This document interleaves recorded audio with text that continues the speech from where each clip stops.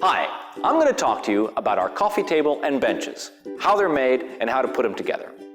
Now, our coffee tables are made out of solid maple right here in Central Virginia near the Blue Ridge Mountains. They're sustainably harvested and locally sourced. Our benches and coffee tables are made out of natural maple hardwood. But if you'd like a different color, we do offer other finishes. You can choose either cedar, mahogany, walnut, or the natural maple color. Now let's show you how to put it together. Once you have everything unpacked, you should have a bench or tabletop, 2 A-frame support legs, and a support rail or a plank if you've ordered it with a shelf. You should also have 8 bolts and a hex wrench to put it together. You'll start your assembly with the tabletop.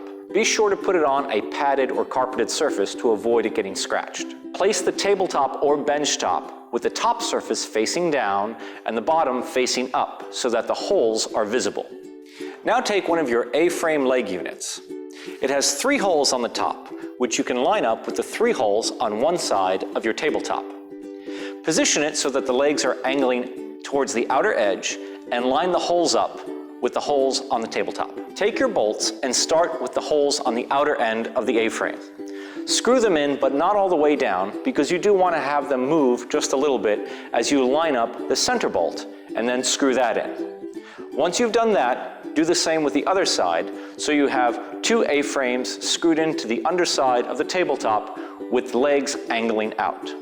Once you have your leg units in place, flip the whole thing right side up so that the table or bench is sitting properly. Now get your center support rail, or if you've ordered a shelf, you will have a plank. The support rail or shelf will have a pre-drilled hole. Lay that on top of your A-frame legs and line up the holes, and then you can screw in your bolts.